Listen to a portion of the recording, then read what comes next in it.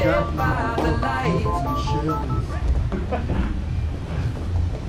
Technically, I was using my lapel for that one. Actually, this time, we're going to continue with the collar hooks, but this is going to be a variation from the side mount. So, actually, it was Jason and I working on this the other day. It's going to go this way. Yeah. And just in the spirit of using all this lapel stuff I've been doing, we'll just continue with that. I found this one and I thought it was really cool. So we're going to be side mounted, okay? When you're side mounted in this position, if you want to attack with the lapels, it's not a good idea to try and use this type of grip because you're going to be bound up and it's not going to be, it's not just the most efficient way to move. And also, there's some other really good ways of controlling your opponent. One being, I saw this from Patrick Madeira's a long time ago. It's so cool. Basically, you try and get the material right here and you grip inside of it. So you get you make like a little pocket for your fingers, and this is really strong. And the beautiful thing about this is you kind of pull this back, so it somewhat hinders the shoulder mobility at the same time giving you good crossface control, good top control. And I'm staying chest heavy, and my knees are on the ground this time, but they're spread very far apart to the outer of his hip and the outside of his shoulder, so that way it makes me low. You know what I mean? If my knees are too far together, I'm going to be high and I'm going to be not heavy. So you always want to be heavy, right? Because like we said before, weight is it's an infinite resource. You're always heavy no matter how tired or how worn out you are. So you can always use that, okay? As opposed to like strength or speed or something like that. So we're going to be here, we're going to get this grip, and then we're going to pull back just a little bit, okay? Now, if I'm on this side, the gi closes this way. So what I've learned through trial and error is if I try and just get this lapel out, sometimes it's difficult to get the slack I need. So if you're here, I found that by, first of all, I'm keeping my weight down, okay? When I'm ready, I pull this lapel out first, and then I go to this lapel. Because if I go just to this one, sometimes it gets caught up and I only get like this much slack out of it, okay? So I found that by opening up the first one and then going to this one, it works a little bit better. And same thing goes for the other side. It's actually easier on the other side because the gi closes a different way. So once I'm here, my weight is heavy. Right here on top, I can feel where his chest is. You're gonna have to develop that sensitivity. So here, come out. See how it's down?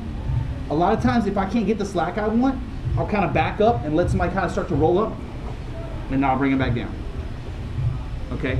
Now, let's say he's defending really well and he's got his elbows in tight. So like elbows to your chin. Right.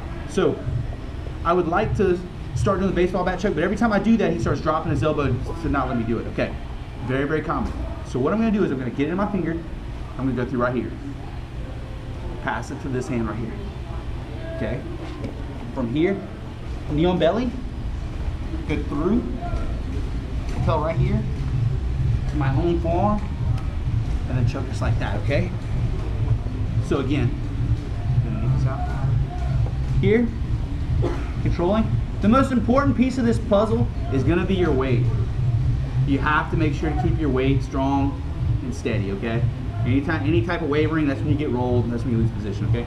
And remember, if you're having trouble getting this lapel out, you're side mounting the guy. It's his responsibility to move.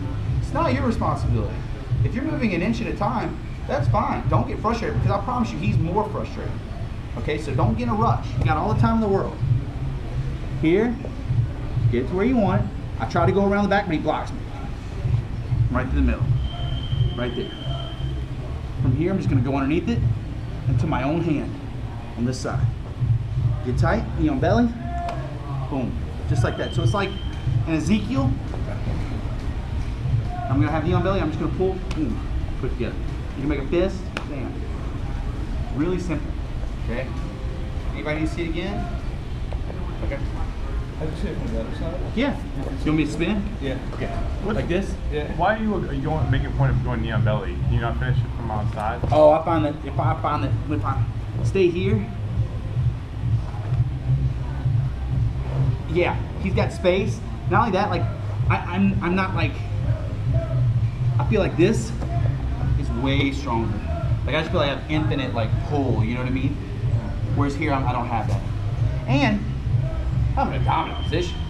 If you can't ride the knee on belly, you need to work on the knee on belly. You know what I mean? It's a good position. Everyone should know. So here, George, you're gonna be here, keeping this tight. I'm gonna get the lapel out. I'm gonna go. He feels it. He blocks right there. That's very, very common.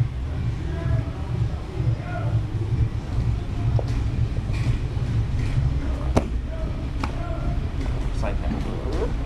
Cool. Any questions? 1, 2, 3.